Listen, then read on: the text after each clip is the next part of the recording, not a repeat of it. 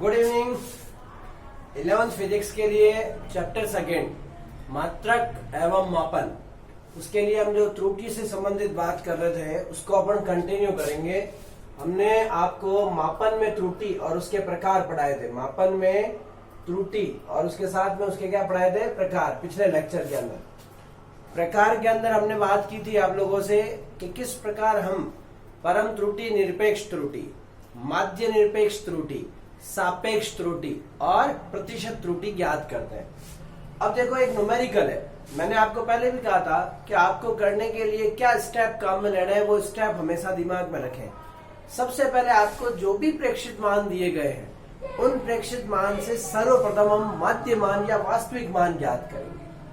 अगर हमें माध्य मान या वास्तविक मान मिल गया तो सब मानों में से वो मान घटाकर हम क्या करेंगे? निरपेक्ष त्रुटि ज्ञात करेंगे। कौन सी त्रुटि? निरपेक्ष।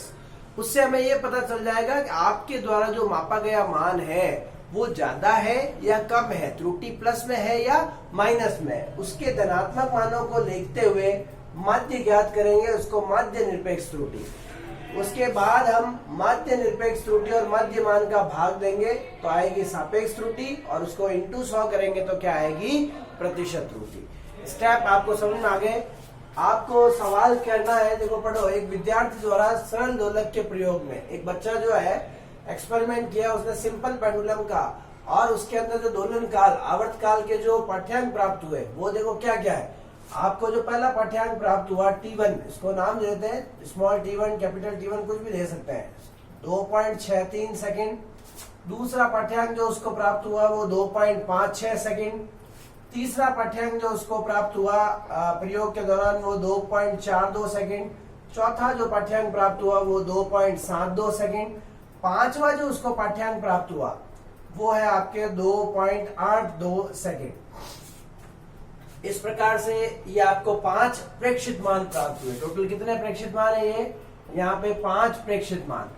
सवाल ये उठा प्रेक्षित मान कितने सही है, इसका पता लगाने के लिए हमें वास्तविक मान ज्ञात होना जरूरी है। वास्तविक मान, माध्य मान, सही मान, रियल वैल्यू, करेक्ट वैल्यू। तो सबसे पहले हम ज्ञात करेंगे, यहाँ पे हो जाएगा दोलन काल का। यहाँ पे हम लिखेंगे सबसे पहले दोलन काल का कौन सा मान? बताइए, माध्य मान। देखो, माध्य मान को ऑब्लिक में लिखना सीखें। इसको औसत भी बोलते हैं, इसको सही, यथार्थ, करेक्ट मान भी बोलते हैं, रियल वैल्यू भी बोलते हैं। बताइए कैसे लेंगे रियल वैल्यू? बहुत इजी है। टी के ऊपर क्या लगाएंगे? बार, या आप चाहो तो इसको लिख दो TM। क्या करना है? आप प्रेक्षित मानों का योग, प्रेक्षित मानों का योग बटा, मैंने बताया था सूत्र, प्रेक्षणों की संख्या, प्रेक्षणों की संख्या। देखिए, ये चीजें आपको आनी चाहिए, 10th में भी आपने ये यूज की होगी। प्रेक्षित मानों का योग करेंगे T1 plus T2 plus T3 plus T4 T5, नीचे क्या जाएगा? 5। अब आप पांचों को जोड़ के 5 का भाग दोगे तो देखो TM, जिसको T बार भी बोलते हैं, सबसे पहले आप क्या रखेंगे?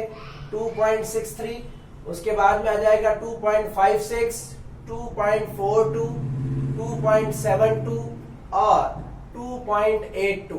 ये सब आ गए, उसके अंदर 5 का भाग दिया। TM बराबर, आप इनको इत्मीनान से जोड़ लीजिए, जो वैल्यू आएगी वो आएगी 13.12 डिवाइड बाई अपन ने क्या कर दिया? 5। अगर हम इसको डिवाइड करते हैं, है ना, इससे साथ में डिवाइड करेंगे तो 2.62 ये वैल्यू हमारे को ऑल एंड एवरेज के रूप में मिलेगी, और पीछे क्या लग जाएगा? सेकंड। ये हमारा वास्तविक मान या माध्य मान हुआ। कौन सा मान हुआ? ये हमारा वास्तविक मान या माध्य मान। जब आप इसको इसमें डिवाइड करोगे तो आपको ये माध्य मान प्राप्त होगा। तो ये माध्य मान हो गया, रियल वैल्यू हो गई, करेक्ट वैल्यू हो गई। अब आपको करेक्ट वैल्यू मिल गई, अब आप आगे चल सकते हैं। अगर करेक्ट वैल्यू है और आपके पास प्रेक्षित मान है तो आप आसानी से किस प्रत्येक पाठ्यांक में परम त्रुटि या निरपेक्ष त्रुटि ज्ञात कर सकते हैं। तो परम एवं निरपेक्ष त्रुटि, या परम के ब्रैकेट में लिख रहा हूं मैं ताकि उसके धनात्मक मान लेंगे, परम त्रुटि या इसको बोलेंगे निरपेक्ष त्रुटि। ध्यान रहे, निरपेक्ष त्रुटि सदैव धनात्मक होती है। इसका सूत्र जो होता है हमारा परम त्रुटि का, आपको ज्ञात होगा अच्छे से। परम त्रुटि बराबर मैंने बताया था प्रत्येक प्रेक्षित मान माइनस कौन सा मान, माध्य मान, राइट। अब आपको दिख रहा होगा कि सब में त्रुटि निकालनी है प्रत्येक में, तो डेल्टा T1, फिर निकालेंगे डेल्टा T2, डेल्टा T3, फिर निकालेंगे डेल्टा T4 और डेल्टा T5। बड़ा आसान है, आप हर रीडिंग में आसानी से क्या निकाल सकते हैं, त्रुटि निकाल सकते हैं। देख लीजिए, सबसे पहला प्रेक्षित मान आपका T1 है, दूसरा प्रेक्षित मान T2 है, T3 है, T4 है और T5 है। यहाँ पे आपको प्रत्येक प्रेक्षित मान लेना है, उसमें से आपको माध्य मान घटाना है, TM, TM, TM, ताकि आपको पता चल जाए। आपकी रीडिंग आनी चाहिए 2.62, लेकिन नहीं आ रही है, देखो कहीं सब जगह वेरिएशंस आ रहे हैं, तो बस उस वेरिएशंस को ही लिखना है आपको। सबसे पहले आप यहाँ लिखें, सब जगह ये लिखें, सबसे पहले रीडिंग आई 2.63, फिर आपके पास में रीडिंग आई 2.56, फिर रीडिंग आई आपके पास में 2.42, 2.72 और 2.82। इसमें से 2.62 माइनस करेंगे, इसमें से आप 2.62 क्या करेंगे, माइनस करेंगे सब।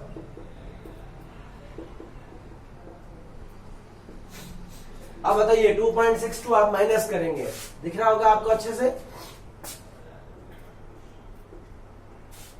देखिए, इसमें से इसको माइनस करोगे आप क्या आएगा, प्लस 0.01 सेकेंड। इसमें से आप इसको माइनस करोगे, माइनस का 0.06 सेकेंड। इसमें से आप इसको माइनस करोगे, माइनस का 0.20 सेकेंड। इसमें से आप इसको माइनस करोगे तो प्लस का आएगा 0.10। यहां पे वापस आएगा 0.20 सेकेंड, ये सेकेंड। ये जो सब त्रुटियां निकली है, ये सब परम त्रुटियां है। ये यहां से आता है जो त्रुटियां ना, इन त्रुटियों को हम क्या कहते हैं बताओ, परम त्रुटियां। परम त्रुटियों का मान धनात्मक, ऋणात्मक और शून्य हो सकता है, दिख रहा है आप लोगों को।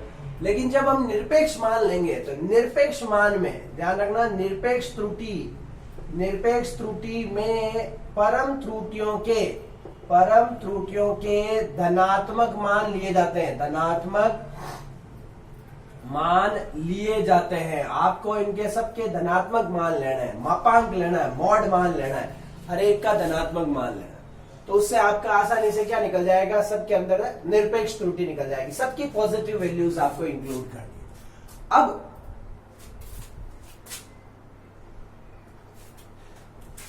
माध्य निरपेक्ष त्रुटि ज्ञात करेंगे।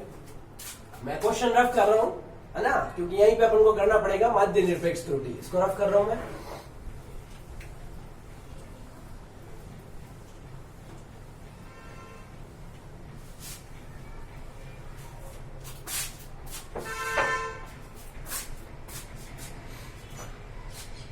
तीसरा पॉइंट हम याद करेंगे, माध्य निरपेक्ष त्रुटि। माध्य लेना है निरपेक्ष त्रुटियों का, तो इसको हम लिखेंगे डेल्टा TM, है ना, निरपेक्ष त्रुटि का माध्य। देखो, आपको क्या करना है, निरपेक्ष त्रुटियों का योग बटा वही हो जाएगा आपके कौन सी संख्या बताओ, प्रेक्षणों की संख्या बटा प्रेक्षणों की संख्या। फॉर्मूले के लिहाज से आपको सबके धनात्मक मान लेने हैं निरपेक्ष के अंदर। Mod of delta T1, delta T2, delta T3, ये सब के धनात्मक मान लेना है, डेल्टा T4 और डेल्टा T5। डिवाइड बाय क्या करना है, 5।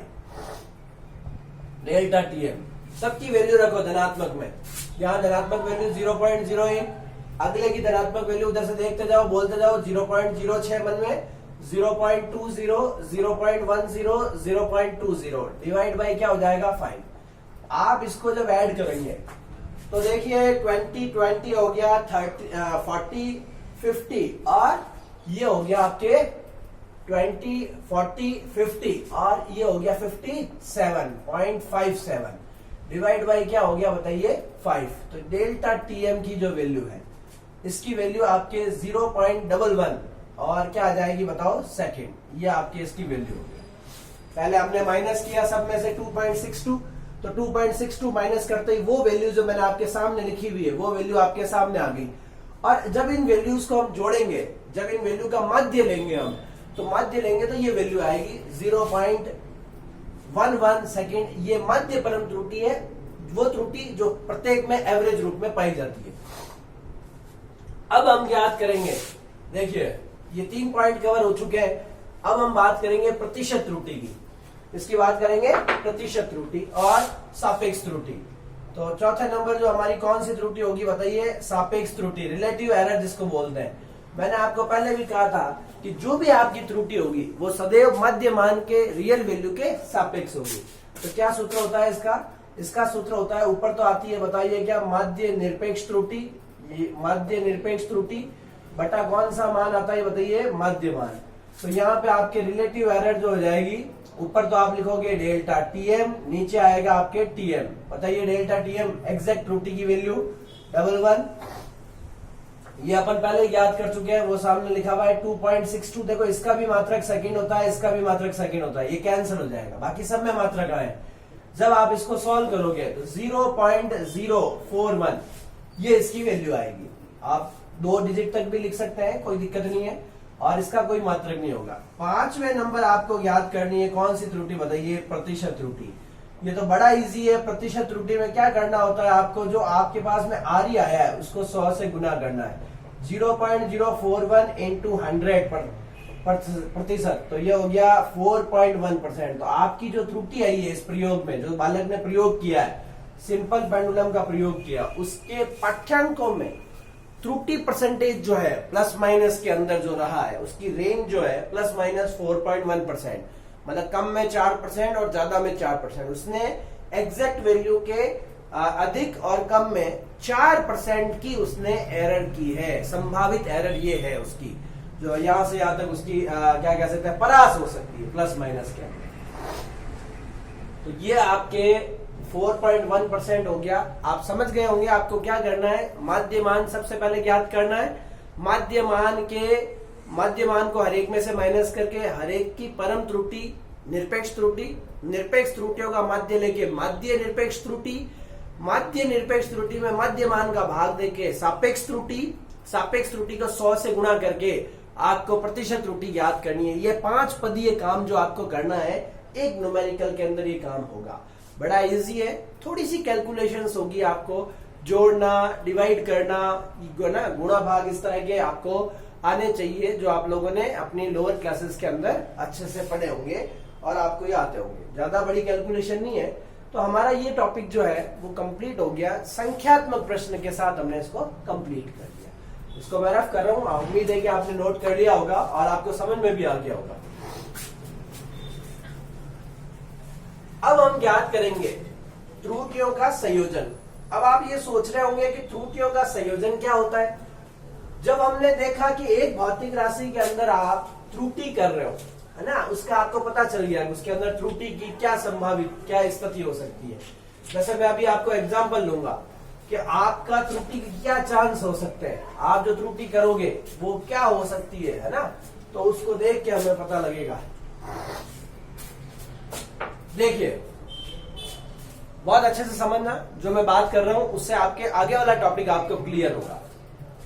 आपको कहा गया, किसी बच्चे को कहा कि आपको एक टेबल की लंबाई मापनी है। टेबल की क्या मापनी है? लंबाई। उस टेबल की वास्तविक लंबाई 5 मीटर है। उस टेबल की वास्तविक लंबाई 5 मीटर है। अब जब आपने मापी तो आपके पास में वैल्यू आई 5.1 मीटर। ये आपका वास्तविक मान, ये आपका प्रेक्षित मान, मापित मान। आप जब मापोगे तो वो 5.1 आ सकती है, तो वो 4.9 भी आ सकती है। मतलब आप 0.1 या तो ज्यादा लिया था या 0.1 कम लिया था। मतलब आपके पास में वास्तविक मान में कुछ ज्यादा आ जाता है या वास्तविक मान से कुछ कम आ जाता है, तभी तो त्रुटि होती है। आप जब 5 मीटर ही माप लोगे तो त्रुटि हुई नहीं, मतलब आप 5 मीटर नहीं मापते हो। या तो आप इसमें 0.1 ज्यादा माप लेते हो या आप 0.1 कम माप लेते हो, या 5 मीटर मापते वक्त आप 0.2 ज्यादा माप लेते हो या 0.2 कम माप लेते हो। मतलब आपके मापने की जो रेंज है, इसको देख के आप कह सकते हो 4.9 से लेके 5.1। अगर ऐसा करते हो तो 4.8 से लेके 5.2, ये इसकी परास होगी। मतलब आपकी रेंज हो गई कि आप गलतियां कहां से कहां तक कर रहे हो, कितनी गलती हो रही है। ये आपकी गलती है, ये इसके सापेक्ष। वापस सुनिएगा, ये आपकी त्रुटि है ना, इतनी आपने त्रुटि की इसके सापेक्ष की, ये त्रुटि है, ये इसका वास्तविक मान जो अभी हमने निकाला था वही इसके सापेक्ष हो गया। इसको सापेक्ष बोलेंगे डिवाइड करते ही, साधारण ये इसको हम निरपेक्ष त्रुटि कहेंगे, लेकिन जब डिवाइड करते ही ये सापेक्ष त्रुटि हो जाएगी। तो मेरे कहने का अर्थ आप समझ गए होंगे कि आपको प्रेक्षित मान में दो चीजें नजर आएगी। प्रेक्षित मान दिख रहा है 4.9, आपको कैसे नजर आ रहा है? आपको 4.9 ऐसे नजर आएगा 5.0 माइनस 0.1, अर्थात इसको देखते ही आप कह सकते हो, इसको देखते ही इसको ऐसे लिखोगे तो क्या होगे, किसी टेबल की वास्तविक लंबाई 5 मीटर थी जिसमें हमने त्रुटि -0.1 की और हमारा प्रेक्षित मान हमें 4.9 प्राप्त हुआ, जो हमारा त्रुटि युक्त मापित मान है। तो किसी भी भौतिक राशि में आप उसको देखते ही उसके अंदर त्रुटियों को प्लस माइनस करो, वो आपका मापित मान होगा। क्योंकि त्रुटि तो अगर त्रुटि हो रही है ना, त्रुटि होगी तभी तो आप उसको ज्ञात करोगे। अगर आप कोई त्रुटि नहीं करते हो तो फिर इस टॉपिक को पढ़ने का अर्थ खत्म हो जाता है। तो बताइए, जैसे मान लो किसी की लंबाई वास्तविक L है, तो बताइए उसमें त्रुटि क्या होगी? तो आप क्या होगी, उसमें त्रुटि थोड़ी बहुत अल्प होगी, वो डेल्टा L होगी, अल्प होती है हमेशा, आपने देख ही लिया अभी।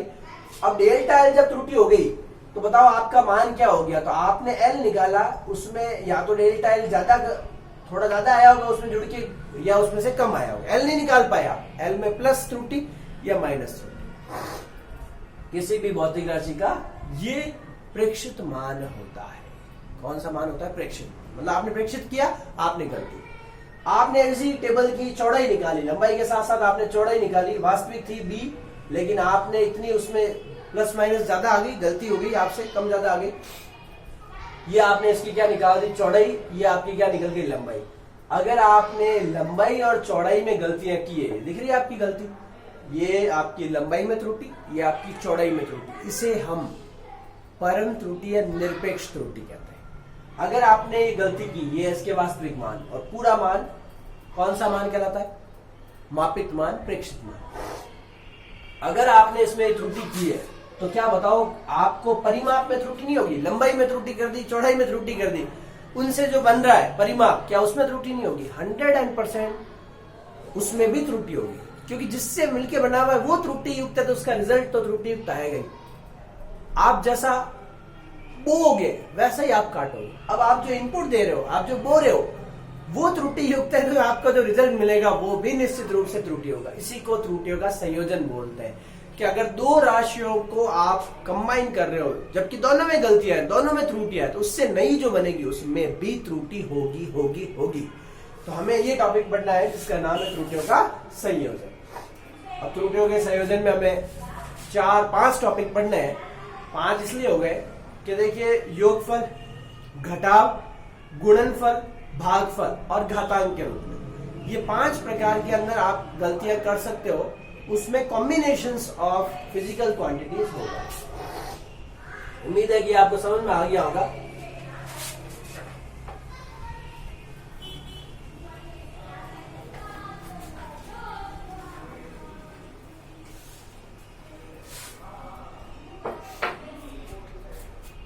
एक नोट लगा देता हूं मैं आपको।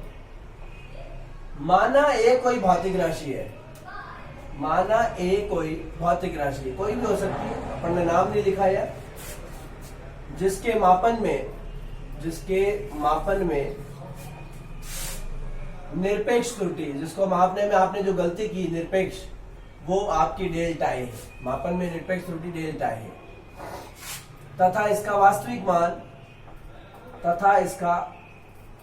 वास्तविक मान, ये तो संकेत है, उसी को वास्तविक मान ए है। तो इसका प्रेक्षित या पाठ्यांक जो अपन ने मापा, पाठ्यांक और मापित मान निम्न होगा। देखो, मापित मान आप जब भी लिखोगे, मापित ऑब्लिक प्रेक्षित, इसको लिखने का तरीका क्या है? जो आप प्रेक्षित कर रहे हो उसमें आपको 2 चीजें हैं, त्रुटि भी होगी और रियल वैल्यू भी दिखेगी। तो यहां पे कौन सा मान लिखेंगे? वास्तविक मान प्लस माइनस कौन सी त्रुटि? निरपेक्ष त्रुटि। बताइए क्या हो जाएगा, a प्लस माइनस डेल्टा ए। इसमें आपको ये वास्तविक मान को इंगित करेगा, ये निरपेक्ष त्रुटि को इंगित करेगा, और ये आपके संभावना है कि आप प्लस में भी कर सकते हैं और माइनस में। अधिकतम की अवस्था में हम प्लस लेते हैं, ये आपको पता चल गया। अब हम त्रुटियों के संयोजन को पढ़ने की स्थिति में हैं और आराम से पढ़ सकते हैं, समझ सकते हैं और इसको कवर कर सकते हैं। चलिए अब मैं हेडिंग लगा रहा हूं, हमारा जो बहुत आगे का बड़ा टॉपिक है, त्रुटियों का संयोजन, कॉम्बिनेशन ऑफ एरर्स। त्रुटियों का संयोजन, संयोजन में आपको दो राशियां तो मिनिमम चाहिए, तो दो राशियां कोई भी ले लेंगे। माना a एवं b कोई दो भौतिक राशियां है, कोई दो भौतिक राशियां है, इनके मापन में निरपेक्ष त्रुटि, इनके मापन में जब कोई मापन करता है तो त्रुटि तो होगी, निरपेक्ष त्रुटि, डेल्टा लगाते ही त्रुटि होगी, क्रमशः डेल्टा ए और डेल्टा बी है, क्रमशः डेल्टा ए और डेल्टा बी है। तो भौतिक राशि ए, इनके प्रेक्षित मान, इनके कौन से मान बताइए, प्रेक्षित मान निम्न होंगे। प्रेक्षित मान क्रमशः बताइए क्या क्या होंगे, लिखने का जरूरत है आपको। a plus minus delta A तथा b plus minus delta B होंगे। इनके प्रेक्षित मान क्या होंगे, b plus minus delta. a में आपने निकाल लिया, b में निकाल लिया, अब इनके जोड़ में त्रुटि क्या होगी वो निकाल लिया। a की त्रुटि पता चल गई, b की पता चल गई, तो इनके जोड़ में त्रुटि क्या होगी। अब आप इसका सबसे पहला पार्ट करोगे, फर्स्ट पार्ट, योगफल। योगफल एक संयोजन है, योगफल में त्रुटि। अब आपको अलग अलग नहीं निकालनी है, इनके योगफल में त्रुटि, मतलब इन दोनों को जोड़ोगे तो गलती तो होगी, उस गलती का मान आपको ज्ञात करना है। माना a एवं b भौतिक राशि जो है का योग x है, वो भी एक भौतिक राशि है, वो भी भौतिक राशि होगी, दो समान का ही जोड़ होता है। मतलब x बराबर हमने क्या माना, a प्लस बी। क्या आपने a में गलती की, हाँ। क्या आपने b के मापन में गलती की, हाँ।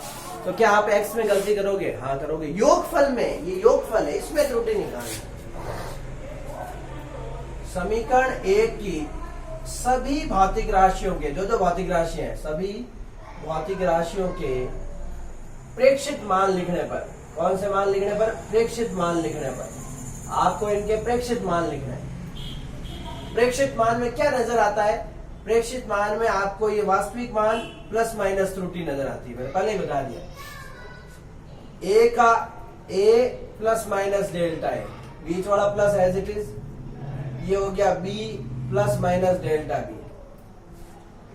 आप अब इसको क्या कर लो, ढंग से लिखेंगे, x plus minus delta x, इसको और इसको मैं पास पास लिख रहा हूं, तो ये हो गया a प्लस बी, ये plus minus delta a plus minus delta B. उम्मीद है कि आपको समझ में आ गया होगा। अब आपको पता है इसको इससे कैंसिल कर सकता हूं, क्योंकि समीकरण 1 से हम क्या सकते हैं, समीकरण 1 का यूज करते हुए कि x किसके बराबर है, a प्लस बी के, तो बराबर चीजें कट जाएंगी। प्लस माइनस डेल्टा x बराबर plus minus delta a plus minus delta b। ये आपके समीकरण नंबर 2। प्लस माइनस करके आपको 4 वैल्यू मिलेगी। दोनों तरफ प्लस ले लो, दोनों तरफ माइनस, एक प्लस, एक माइनस, एक माइनस, एक प्लस, इसके 4 संभावित मान होंगे। इसके संभावित मान देखो क्या क्या हो सकते हैं। डेल्टा x बराबर plus delta a plus delta b, delta x बराबर, यहां पे प्लस ले लिया, यहां माइनस ले लिया। अब की क्या करेंगे, यहां पे माइनस लेंगे, यहां प्लस लेंगे। फोर्थ टाइम में अपन क्या करेंगे, दोनों जगह माइनस लेंगे। तो अधिकतम संभावित त्रुटि जो होगी, क्योंकि त्रुटि में त्रुटि जुड़ती है, अधिकतम संभावना, अतः योगफल में अधिकतम संभावित त्रुटि, संभावित त्रुटि यही है अधिकतम, सबसे बड़ी वैल्यू। तो बताइए क्या हो जाएगा, डेल्टा x बराबर डेल्टा ए प्लस डेल्टा, मतलब दोनों त्रुटियों का जो जोड़ करोगे वो आपकी योगफल में त्रुटि होगी। नियम क्या बन गया बताइए, डेल्टा एक्स को क्या बोले, दो भौतिक राशियों के, दो से ज्यादा भी हो सकती है, दो भौतिक राशियों के योगफल में निरपेक्ष त्रुटि, योगफल में निरपेक्ष त्रुटि उन भौतिक राशियों की स्वयं की निरपेक्ष त्रुटियां, स्वयं की निरपेक्ष त्रुटियों जो हमने पहले ली थी, स्वयं की निरपेक्ष त्रुटियां ये रही, तो इनकी निरपेक्ष त्रुटि डेल्टा और डेल्टा बी है ना, दो ली तो दो हो गई, ये रही स्वयं के निरपेक्ष त्रुटियों के योग के तुल्य। इंपॉर्टेंट बात है, योग के तुल्य होता है, मतलब आपको योगफल में त्रुटि जो मिली वो उन दोनों त्रुटियों के योग के बराबर होगी। आपने उनका योग किया तो आपको योगफल में त्रुटि। इसी प्रकार हम उनके घटाव में, उनके व्यवकलन में भी त्रुटि ज्ञात कर सकते हैं। जब जुड़ा तो घटेगा, लेकिन त्रुटियां फिर भी जुड़ेगी। बड़ी इंटरेस्टिंग बात है, आप बड़े सोच रहे होंगे कि सर आप भौतिक राशि को घटा रहे हो और त्रुटियां जुड़ रही, देख लो अभी समझ में आ जाएगा। ये हो गया,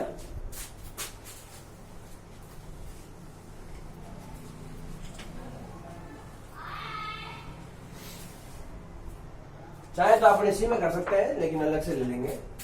दूसरा जो हो गया वो हो गया घटाव व्यवकलन में त्रुटि। दो का डिफरेंस लेना है आपको, डिफरेंस में एरर फाइंड आउट करनी है। माना ए एवं बी दो भौतिक राशियां है जिनका अंतर x है। x भी अपने आप में एक भौतिक राशि होगी, x भी एक क्या है, भौतिक राशि है। अर्थात हम क्या कहना चाह रहे हैं, x बराबर a माइनस बी। समीकरण 1 में उपस्थित सभी भौतिक राशियों के, पहले की तरह ही कर रहे हैं, भौतिक राशियों के प्रेक्षित मान लिखने पर आपको वैसे ही करना है जैसा आप पहले कर रहे थे, उनके प्रेक्षित मान लिखने हैं। दो मान लिए, उनका डिफरेंस भी अपने आप में एक भौतिक राशि होगा। इसका प्रेक्षित मान स्वयं रियल वैल्यू प्लस माइनस निरपेक्ष त्रुटि, इसका ये स्वयं, इसकी निरपेक्ष त्रुटि, माइनस की जगह माइनस स्वयं, और इसकी कौन सी त्रुटि हो जाएगी, निरपेक्ष त्रुटि। अच्छे से लिखेंगे, इसको रफ कर देते हैं हम, इसकी आवश्यकता नहीं है। दोनों के नियम भी कॉमन ही हो जाएंगे, ऐसा कैसे लिख सकते हैं, बोलिए। x plus minus delta X, इसको पहले ऐसे लिखेंगे, a प्लस माइनस डेल्टा ए, इसको इससे गुणा करेंगे माइनस बी, इसको इससे गुणा करेंगे, ऊपर माइनस नीचे प्लस, बात वही है, प्लस माइनस ही है, तो वैसे भी लिख सकते हैं। x plus minus delta X, इसको और इसको पास पास लिखें, a minus B plus minus delta A plus minus delta B, या माइनस प्लस लिख दें क्योंकि दोनों ही वैल्यू यूज करनी है। अब आप क्या करेंगे, इनको आपस में क्या करेंगे, कैंसिल करेंगे। समीकरण 1 से आप देख सकते हैं, समीकरण 1 से x बराबर क्या है, a माइनस बी, ये कट जाएंगे, दोनों वैल्यू समान है, तो क्या आएगा आपके answer, plus minus delta X plus minus delta A plus minus delta B. ये कटने का कारण क्या, दोनों समान है, वो पहले की तरह कट गए। अब वही बात है, इसका अधिकतम संभावित मान, इसका जो अधिकतम संभावित मान होगा, समीकरण 2 दे देंगे, वही पहले की तरह प्लस वाली वैल्यू, डेल्टा एक्स बराबर डेल्टा ए प्लस डेल्टा, समीकरण नंबर क्या दे दिया, 3। वही बात हो गई। इसका रिजल्ट जो है ये व्यवकलन में, इसका मतलब व्यवकलन में, ये व्यवकलन में निरपेक्ष त्रुटि है। नियम क्या बन गया, ये घटाव में निरपेक्ष त्रुटि, घटाव में कौन सी त्रुटि आ गई, निरपेक्ष त्रुटि। नियम ये क्या लिखना है, दो भौतिक राशियों के, देखो यहाँ वर्ड क्या आता, योगफल, यहाँ योगफल के स्थान पे आपको क्या लिखना है, व्यवकलन, या ऑब्लिक क्या लिखना है, घटाव में कौन सी त्रुटि, निरपेक्ष त्रुटि, उन भौतिक राशियों की स्वयं की निरपेक्ष त्रुटियों के, फिर मैं कहूंगा योग। यहाँ पे देख लो भौतिक राशियां माइनस हो रही है, लेकिन त्रुटियां क्या हो रही है? प्लस। योग के तुल्य, मतलब त्रुटि में त्रुटि जुड़ेगी, चाहे आप भौतिक राशियों को दो को जोड़ो, चाहे घटाओ, चाहे दो से अधिक भी लोगे तो भी त्रुटियों में त्रुटियां जुड़ेगी। तो अब आपको ये पूरा टॉपिक समझ में आ गया होगा। त्रुटियां हमेशा आपस में जुड़ती है, भौतिक राशियां ली जाती है जब भी कॉम्बिनेशन में तो जुड़ती है। तो इस प्रकार ये टॉपिक हो गया। अगले लेक्चर में इसके ऊपर एक न्यूमेरिकल और गुणा भाग और घात वाली त्रुटि के बारे में चर्चा करेंगे। Thank you.